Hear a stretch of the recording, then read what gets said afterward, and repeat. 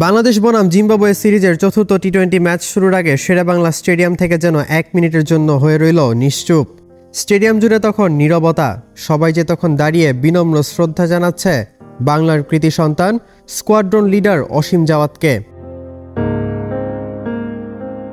গতকাল চট্টগ্রামের পতেঙ্গায় কর্ণফুলী নদীতে বিধ্বস্ত বিমানের বৈমানিক স্কোয়াড্রন লিডার অসীম জাওয়াদ শহীদ হওয়ায় তারই মৃত্যুতে শোক জানিয়ে আজ চতুর্থ টি-20 ম্যাচ শুরুর আগে 1 মিনিট নীরবতা পালন করা হয়, যেখানে স্টেডিয়ামের উপস্থিত সবাই দাঁড়িয়ে বিনম্র শ্রদ্ধা জানান স্কোয়াড্রন লিডার শহীদ অসীম জাওয়াদকে। বৃহস্পতিবার সকালে চট্টগ্রামের আকাশে প্রশিক্ষণের সময় একটি উড়োজাহাজে আগুন লাগার পর দুজন বৈমানিকই প্যারাশুট দিয়ে নেমে আসেন। এ সময় কর্ণফুলী নদী থেকে তাদের উদ্ধার করে বিএনএস পতেঙ্গা হাসপাতালে ভর্তি করানো হয়। চিকিৎসাধীন অবস্থায় কাল দুপুর 12টার দিকে স্কোয়াড্রন লিডার অসীম জাওয়াদের মৃত্যু হয়।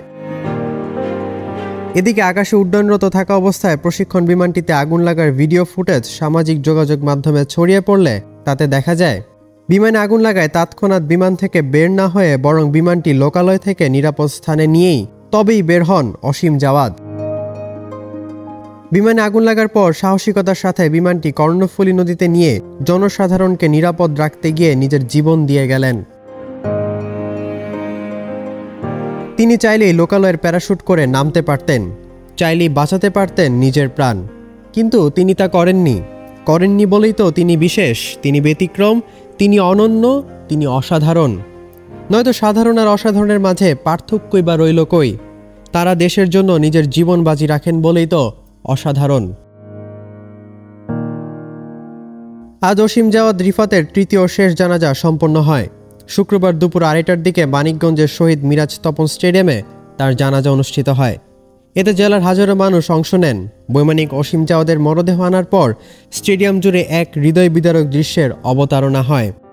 সেখানে নিহত পাইলটকে দেওয়া হয় গার্ড অব অনার।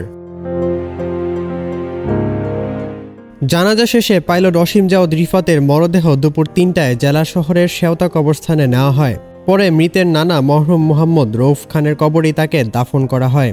নিহত পাইলট অসীম জাওয়াদ মৃত্যুকালে স্ত্রী, 6 বছর বয়সী মেয়ে আইজা ও এক ছেলে সন্তান রেখে গেছেন। টিম অনফিল্ডের পক্ষ থেকে স্কোয়াড্রন লিডার অসীম জাওয়াদের প্রতি রইল বিনম্র শ্রদ্ধা। রাকিন খান, অনফিল্ড।